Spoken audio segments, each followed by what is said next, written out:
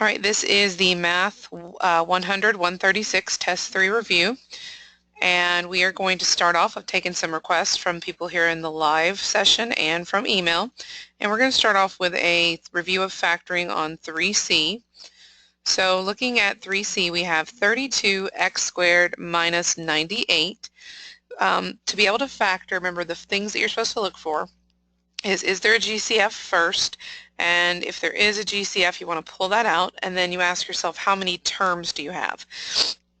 If you have 2 terms, you're looking for either perfect squares or perfect cubes.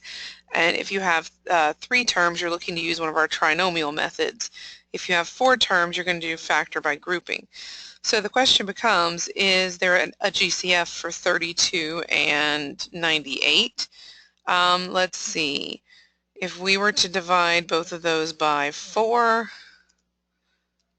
I think it might actually divide more than that. Nope, it does not.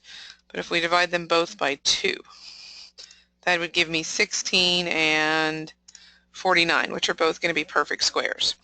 So if we write this out, we would pull out a 2. This would be 16x squared minus 49. And then that is perfect squares. The square root of 16 is 4, so we have 4x. Square root of 49 is 7, so plus 7, and 4x minus 7. And that would be our final format for that one.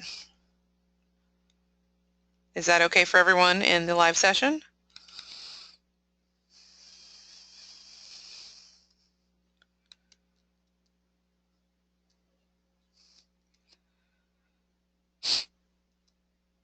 Okay. So now we're going to look at number 6. This was another one that was requested.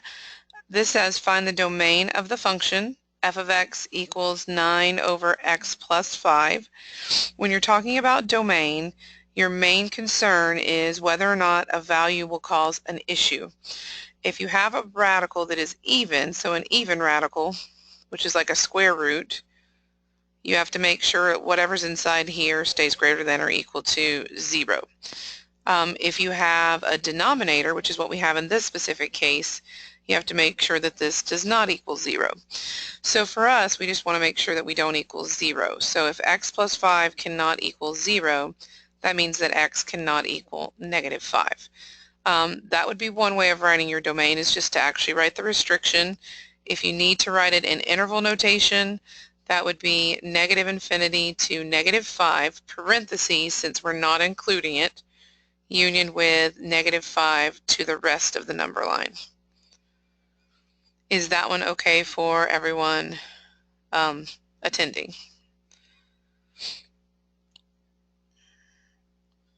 Okay.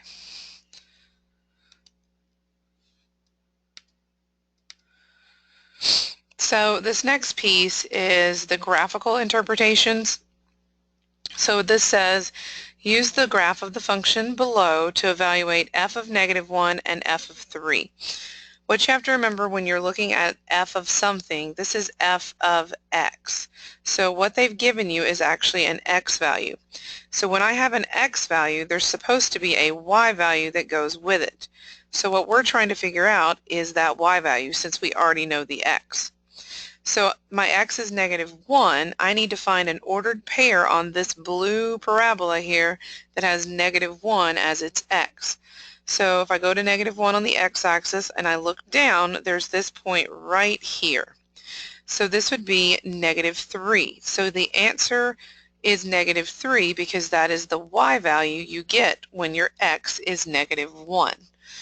If we look at f of 3, that would be coming over here to positive 3, and it looks like the point is going to be up this time.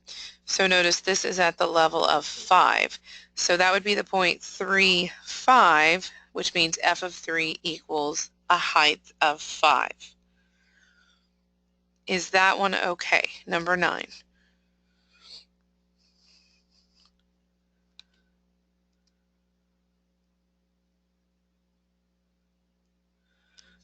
How about you, James? Is that one okay for you? Yes, we are going to do number 10 as well. Number 10 specifically has A little bit of a problem. First of all, there is a typo which makes this problem seem like it doesn't make any sense because they wanted you to use the graph right above again. It's supposed to say below. It's supposed to reference the graph next to it. But for this one, we're doing for A part, we're doing the exact same thing we just did.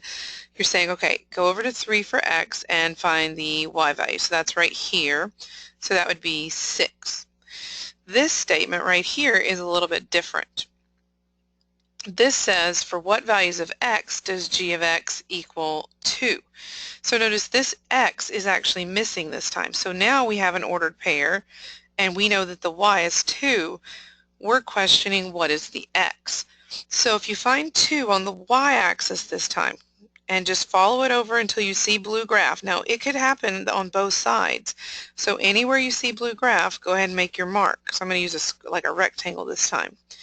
This is showing you that you have a y value of 2. The x value that goes with that, you just drop down and look for it. It would be also 2.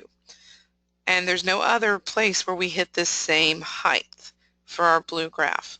So that would be the only answer. So if it's written like part B, there could be multiple answers if this has multiple things where they're all at the same height. Is that one okay? All right. The next one that I had a request for was 11. It says determine whether the graph is a function. Remember, if you are doing a function from a graph, you're looking for what we call the vertical line test.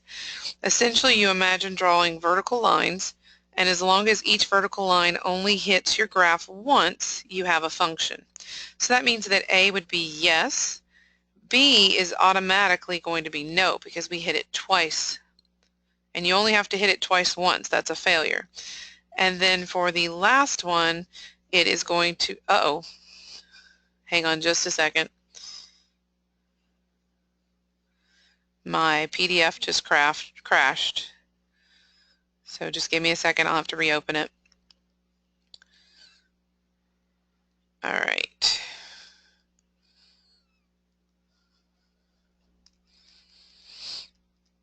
That happens sometimes when I'm using the pen. Okay, so this last one is also going to be a function because it passes the vertical line test. So this would be a yes. Any questions about that, or do we feel okay? So essentially, if you have a picture, you just have to do the vertical line test to make sure each vertical line only hits the graph once per line. And as long as it does that, it's a function.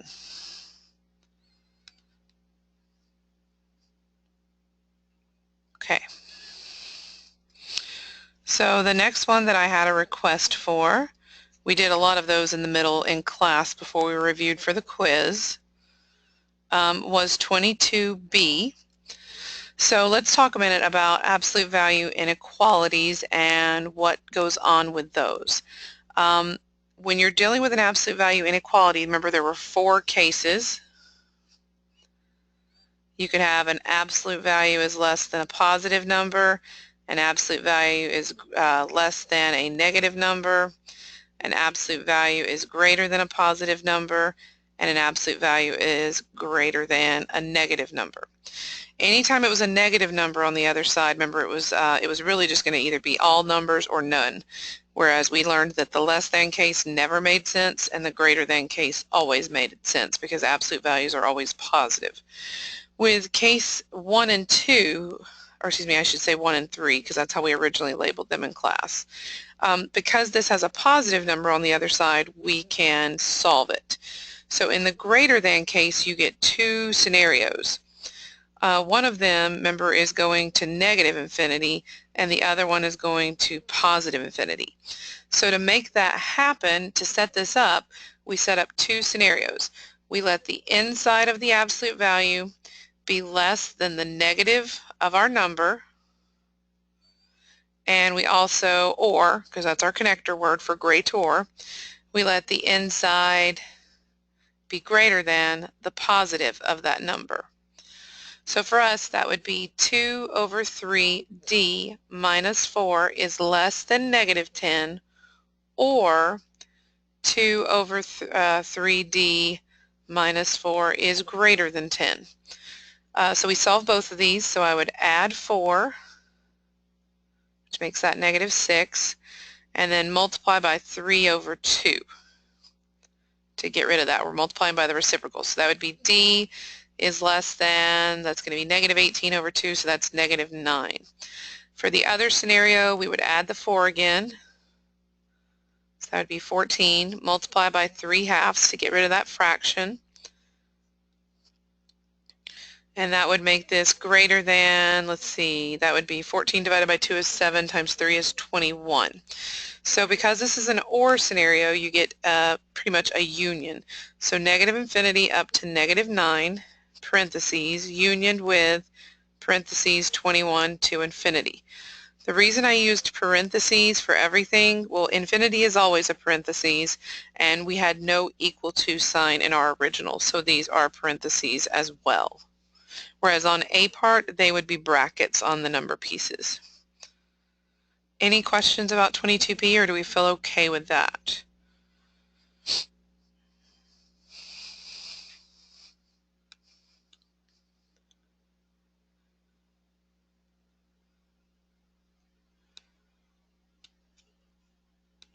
And for those of you watching virtually later on YouTube, obviously you can't ask questions, but you can email me questions.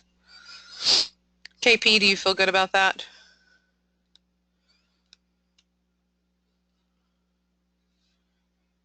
Okay. So let's move on down. I had number 26 was emailed in as a request. So for this one, notice that you have this parentheses and you have a 1/2 power on the outside. Remember, we learned that anytime you have a fractional power, it is essentially going to be a root. So we take the bottom number as the root, so this would be a square root. If you need to write the 2 in there, you can, of 81 x to the 8th y squared all to the first.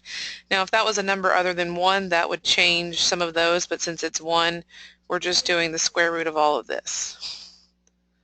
So square root of 81 is 9. 2 goes into 8 exactly 4 times, so we get an x to the 4th on the outside, and 2 goes into 2 exactly once. So my final answer for that one is 9x to the 4th, y to the 1st. No radical left over since they were all perfect squares. Okay, then we get into, after we learned how to reduce a radical, we get into those sections where we're trying to do operations with radicals like multiplying and dividing. So this first one here is multiplication. Since they're both square roots, you can multiply them together. So this would be square root, 6 times 6 is 36, x to the 5th times x to the 5th is x to the 5 plus 5, so that would be x to the 10th. And then we're just taking the square root. Since they did say simplify, if it says simplify, you work it out as far as you can. So square root of 36 would be 6, and 2 goes into 10 5 times. So this one works out to 6x to the 5th. For E, we have a big radical kind of situation on top and bottom. You can make that one big radical if you would like, as long as they're both square roots. If they're not, you can't do that. And then we can reduce this inside. 40 divided by 10 would be 4. X cubed take away 1x would be x squared. And now they're both perfect squares. So this works out to a 2 and an x. Now before I flip down to the next page, any questions on those? Or do we feel good? Okay. The ones that are a little bit more complicated are the ones where things don't match. For this one example right here, we're trying to multiply two x's together, which means if you're doing same base, you're supposed to add the exponents, but the problem is we're adding something that has different denominators. So kind of come over here and do some scratch work. Get a common denominator by multiplying this by 5 over 5, this one by 4 over 4. That would be 5 over 20 plus 4 over 20. So this ends up being 9/20. So x to the 9/20. For I, the reason I wanted to do this one is because these cannot be multiplied together the way they are. That's because one of them is a square root and the other one is a cubed root. You have to turn these into the rational exponents. So this would be 1 over 2, and this one would be 1 over 3, and therefore you're doing the same thing we just did on H. So you're trying to get a common denominator. That would be 3 over 6 plus 2 over 6. So this would be x to the 5/6. And kind of a similar setup for this one as well, except now you have numerators. This would be y to the 3/5 times y to the 2/7. Get a common denominator of 35. So multiply by 7, multiply by 5. That would be 21 over 35 plus 10 over 35. So this is y to the 31 over 35. Any questions about H, I, and J? I wanted to do those because that was one of the freshest things we did in class, the last thing we did, but it's also one of those things that you just saw. So do we feel okay?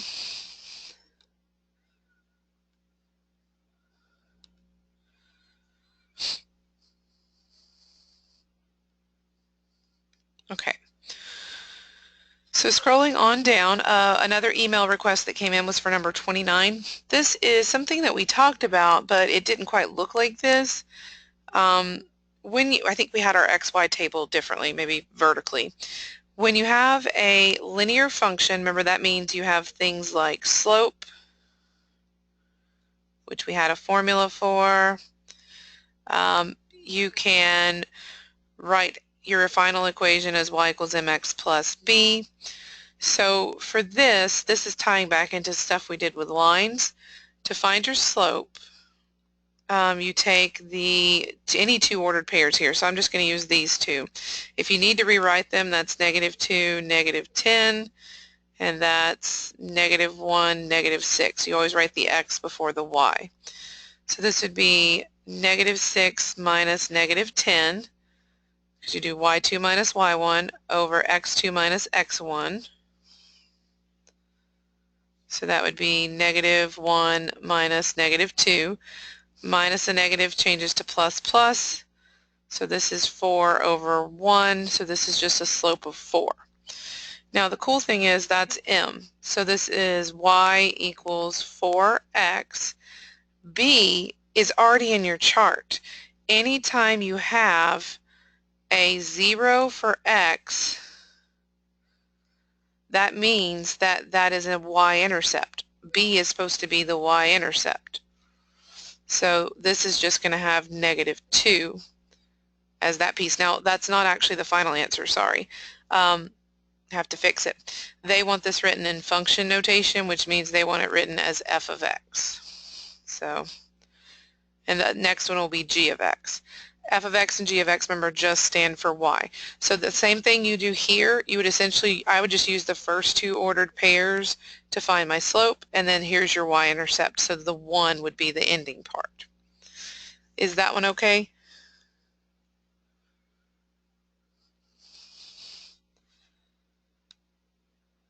Okay. All right, so that finally puts us into the 136, the final page. Now, this one I expected the most questions on just because it's kind of, always ramping it up an extra level. The first thing I would try to do on A part here is actually simplify some of what's going on inside first, especially since we have x's on both top and bottom. So we can move these x's up to be with these since this is a negative exponent. Do not move -3 to the bottom. That is not a negative exponent, that's a negative number. Only negative exponents allow you to move. So my first thing would be to clean up that first fraction. It's going to be -3. You're going to add 2 more x's to the top, so it'd be x to the 7th over 4. And that's all going to be raised to the -4th power. We'll take care of that exponent in just a second. This one, this x to the -5 can move up. So then we have -9, 2 plus 5 more would be x to the 7th over 8, and this is raised to the third power. Okay, so this one I could go ahead and cube everything if I wanted to. It's ready to be cubed. But this has got a negative exponent on the outside. So there's one thing you could do. If your outside exponent is negative, that means everything in here is in the wrong location because it's all to a negative exponent.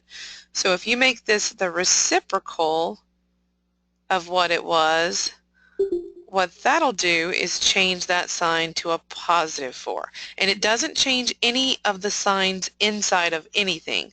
All you're saying is this whole fraction is mixed up. So I flip the whole thing and that becomes positive. Now this is going to get pretty big and it's going to reduce down, so this is why we need our calculator. So 4 to the 4th, we need to work that out. 4 to the 4th power is 256. Negative 3 to the 4th power is positive 81.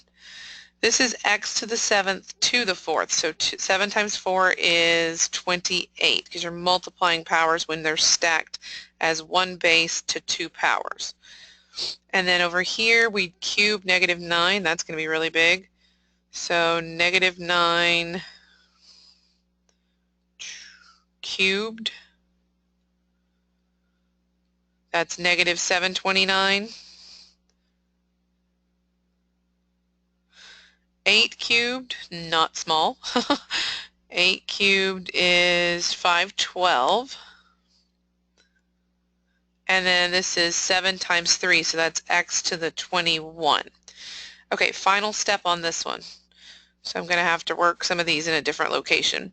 256 and 512 actually reduce. 256 goes into 512 2 times. And I believe 729 is divisible by 81. Yep, 9 times. So this would still be a negative 1 on top here, but this would be a 9. So what I have now, just to simplify what I have, is a negative 1 and an x to the 21st on top. I have a 9 times a 2, because there's still a 2 on the bottom there. And, oh sorry, I put the number in the wrong spot. Let me fix this. Talking and writing at the same time. This was supposed to be the negative 9, sorry, and this is supposed to be 1 because 81 went into 729. I knew something didn't look quite right.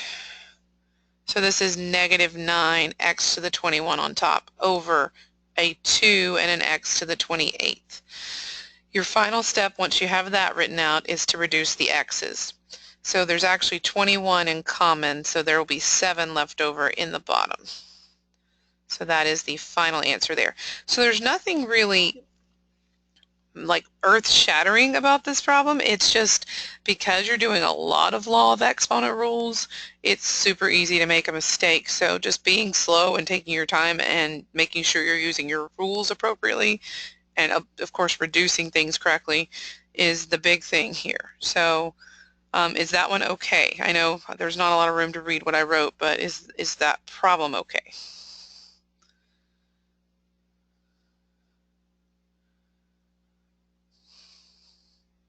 How about you, James? Okay. So let's look at B part next. And like I said, when I get to C and E and F, I may have to put them somewhere else on the packet. So for B, notice again, I have this x inside to a negative power. Because the exponent's negative, I could move that up first. So that would make this y to the 55 and x to the 10th on top over 32. And that's all raised to a negative 1/5 power. So what we can do is, remember, flip the entire fraction. So this would be 32 x10 y55 to now the 1/5 power, because notice that makes this negative change to a positive again, just like in the last example. This is now a 5th root. So what we're really doing is the 5th root of 32 over the 5th root of x to the 10 and the 5th root of y to the 55th. So you're actually taking a 5th root of all of those. Fifth root of 32 is 2. You can use your calculator to figure that out. 5 goes into 10 exactly 2 times. 5 goes into 55 11 times. Any questions about that one? KP, did you have a question?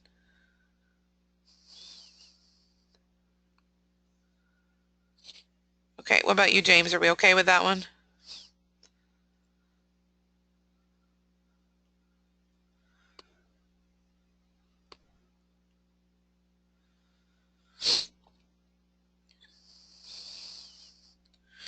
All right, so I'm going to look at C next. The big thing about C that causes trouble... Oh, sorry, you're trying to copy down. I will stop. I do post this afterwards as well. So like once we're finished, in fact, let me save it again just to make sure I don't lose any work. Once we're finished, I will post this PDF as well as the video. So you guys will, anything that you didn't get copied down as we went, you'll be able to check back for it as well later.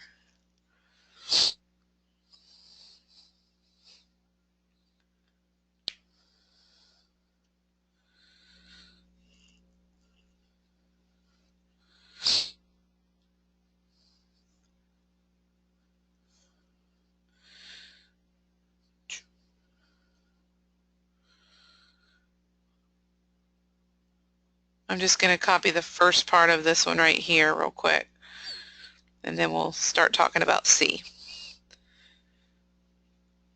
James, are you good, or are you still copying?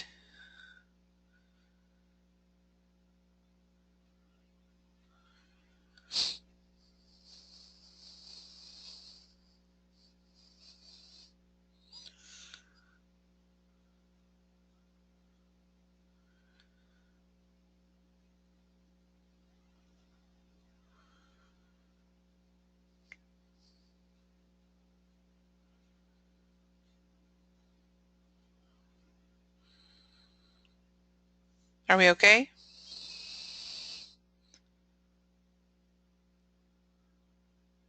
Okay. So for C part, the problem here is that the negative exponent is right here on the outside again, but there's no fraction inside.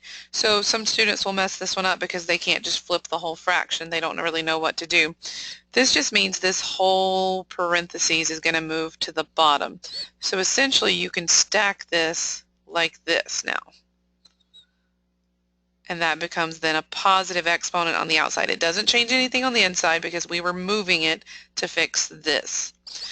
Now, because these are both cubed, that means that you can actually make that one big fraction and one big parentheses. And there is a valid reason to do that. We couldn't do that here because these were different powers. But if they're both being cubed on the outside, it doesn't matter if it's two separate parentheses or if it's one big one. The reason that's helpful is I can reduce first before cubing. So 30 divided by 15 is 2. Let me back up. James had a question here. This negative 3 did not go away. It's right here. It's the exponent on that parentheses.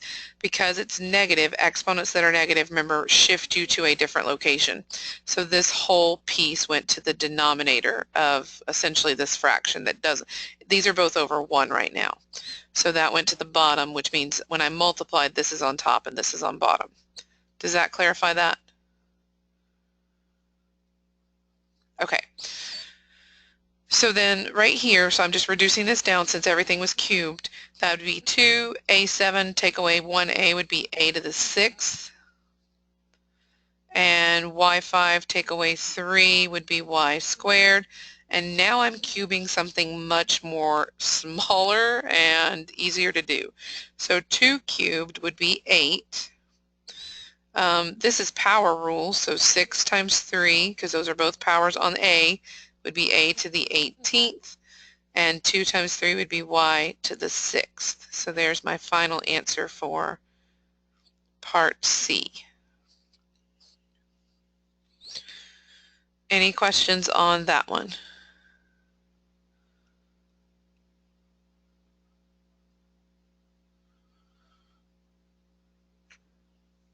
Okay.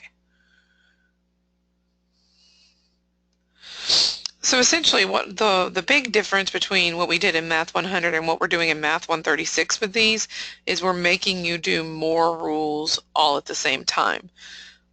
Because when we were doing this in the Math 100 portion and reviewing exponents, we had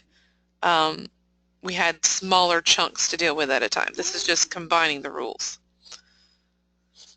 So for D, you don't need to convert these to rational exponents because they're both fourth roots. You only need to turn radicals that are different into rational exponents if you're trying to multiply. So this is fourth root times fourth root, so we would get fourth root. 3 times 27 is 81. Y times y is y squared. Then we ask if we can take the fourth root of these. The fourth root of 81 is actually 3. It's a perfect fourth because it's 3 times 3 times 3 times 3. But you can't do the fourth root of y squared because, remember, our rule is the number on the root has to be smaller than the power inside for you to be able to pull anything out. So that would be the final answer for that one. So that's probably the easiest one out of the whole group. All right, so I'm running out of space, so I'm going to write E over here on the side where D was. I'll label it. Oh no, I don't have space over there either.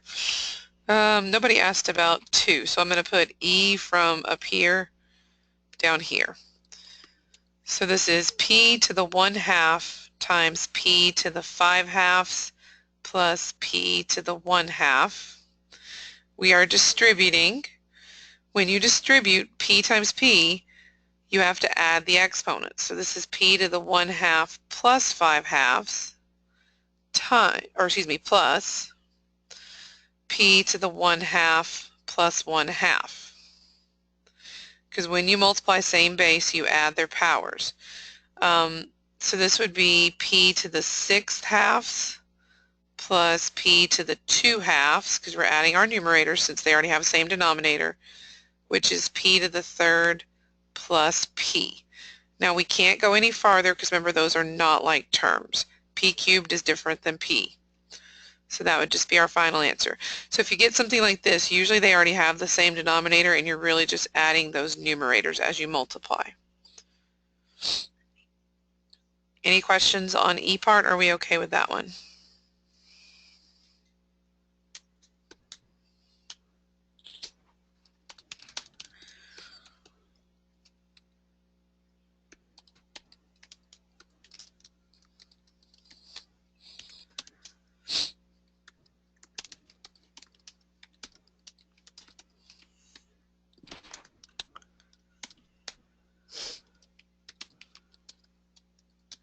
Okay, KP, have a good night, okay? All right, let's look at F real quick because we only have a couple more left on our list. And then I'll be uploading this to the YouTube channel. So for F, you can't multiply these together because they're different roots. So we have to turn this into what we call, remember, rational exponents. The reason this one's tricky is because there's 2 bases inside. So when I see something like this, I actually think of it as one big parentheses. So this would be RT squared to the 1/5 times RT to the 1/3. Now you can take this and use the power rule to multiply the exponents together. But R to the 1st times 1/5 would be just R to the 1/5. T squared times 1/5 would be T to the 2/5 times, this would be R to the 1/3 and T to the 1/3. So I'm just applying power rules of multiplication there. Now we have R's that we want to put together and we have T's that we want to put together. None of the correct ones have the same denominator, so the R's don't match and the T's don't match. But 3 and 5 all go into 15. So if we can make everything have a denominator of 15, we'll be able to add the appropriate powers together. So if we multiply this first fraction by 3/3, we would have R to the 3/15. This R, I'm going to put them side by side. we need to multiply by 5 over 5. So that would be r to the 5/15 times t, we would multiply by 3 over 3. So that one you might want to write that in. That's going to be 6 over 15. And this will be times 5 over 5 on both top and bottom. So that would be 5/15. If you check, all of those would reduce back down to our original fractions. The reason we wanted to do this was so that we could add exponents. So this is 3 plus 5, so that's r to the 8/15. And this is 6 plus 5, so that would be t to the 11/15. And that's as far as we go since the bases are different letters. So our goal here was to turn these into rationals so that we could get a common denominator, and then we could combine the r's and can combine the t's. And that one's pretty tricky. I mean, that's a difficult one for anybody, whereas, you know, the ones we were doing before, again, were just one variable underneath and it was more simple to convert. Is that one okay, James?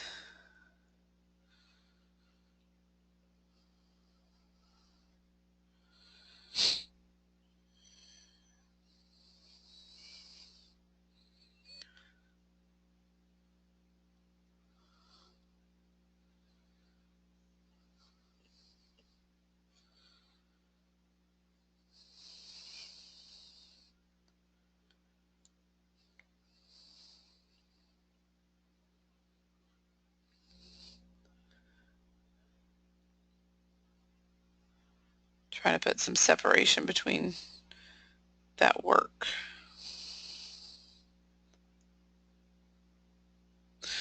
I wouldn't stress too much though, because I mean, obviously there are hard problems on the 136 part, but we can't give you every hard problem.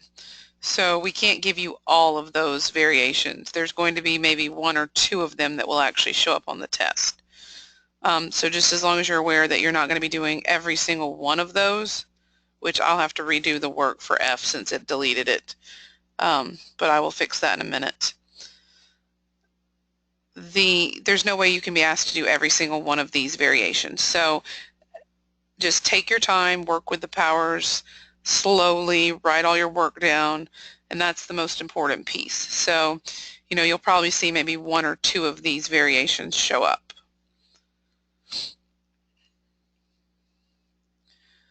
Okay, I'm going to fix the writing on this one real quick since that deleted out my work. So this was RT squared to the 1/5, because I thought of this as a 1 and this is a 1, and this was RT to the 1/3, which made it R to the 1/5, T to the 2/5, which that's hard to read because of that arrow. Let's just erase that. Sorry, if I don't fix this now, it will be hard to remember how I did it. So this is R to the 1/3, T to the 1/3, and then got a common denominator, so that was 3/15, 6/15, 5/15, and 5/15 for a final answer of R to the 8/15, T to the 11/15. There we go. All right, I'm going to save that real quick before it deletes it again. Okay, James, are you ready to move on to the last couple ones that people asked? There were just a couple down here at the bottom that I had requests for. Okay. There was the acid problem, which I'll come back to because I'm probably going to need space for it. I'm going to talk about these two first because they're both related to each other. When you ask someone the domain of a radical, if it is a square root, anytime you have an even root, like a square root or a fourth root, you have to make sure that whatever's inside here stays greater than or equal to 0. So the only thing you have to do for these 3 is to set the inside greater than or equal to 0 and solve. So that would be x is greater than or equal to 8. If they want you to write that in interval notation, that would be 8 to infinity. So that's the domain for that one. So for this one, set 2x minus 8 greater than or equal to 0, solve for x. 5 minus x greater than or equal to 0, solve for x, because each of these is a square root. For the last one down here, before I go back up and do the word problem, this is graphing. To graph, you need your domain. So you need to know, especially since it's a square root. The first thing you can put in your table of values is -5, because it says that this has to be greater than or equal to -5. So we make a little XY chart. We put in -5, maybe -4, -3, -2, -1. We just need a couple points that actually work. So this would be square root of -5 plus 5, which is square root of 0, so that's just 0.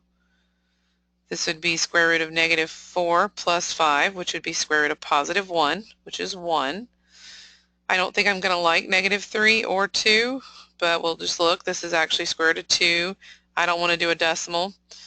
If you do, it's like 1.4, so it's a rounded. I'm actually going to skip -3 and -2 and actually go for -1. The reason I'm doing that is because that gives me a perfect square. So that gives me 4, which is 2.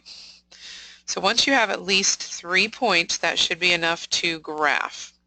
So our first point is -5, 0, so that's on the x-axis at -5, 0, and then -4, 1, so I need to go up 1 from -4, and -1, +2. So notice this is a half of a parabola. So square roots always look like a U shape on its side, but only half of it is there. Is that one okay? The last two, the domain and the graph. Okay, and then the very last one I had an email request on was the, of course, acid problem. We don't like these. It says how much 2% acid must be mixed with 10% acid to get 500 milliliters of 5% acid. So think of our buckets. This is a 2% bucket, a 10% bucket, and we want a 5% bucket. We want that 5% bucket to have 500 milliliters in it. So this is X and this is 500, take away X, because this guy and this guy should add up to 500. And if there's a positive X and a negative X, they cancel out. But because we're going to apply percents to them, we'll be able to solve. So 2 times X plus 10 times 500 minus X equals 5 times 500. This would be 2x plus 5,000 minus 10x equals 2,500.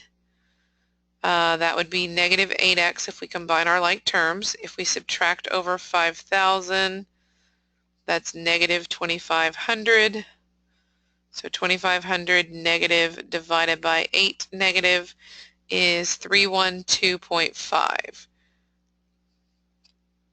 Now that would be for the X, that's the 2%.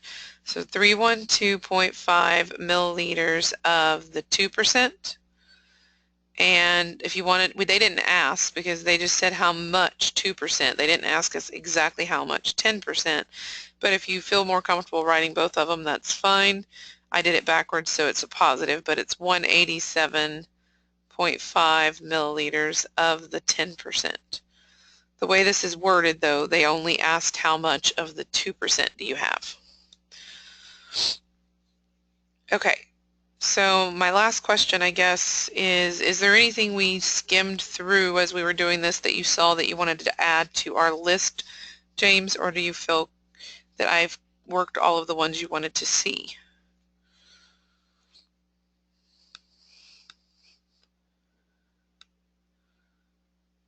Okay, so guys, I'm going to post this to the YouTube channel. I'm going to post my work here on Blackboard as well. If you have other questions that arise between now and Monday, shoot me an email. If I can do a quick video, I will. If I can't, I'll at least type back to you in your email and explain how to do the problem. You know, the sooner you get me questions, the more likely I can do a video as well. But, you know, if you have last minute questions on Sunday night, just send me an email and I will get back to you as soon as I can. Have a wonderful night and study, study, study. All right.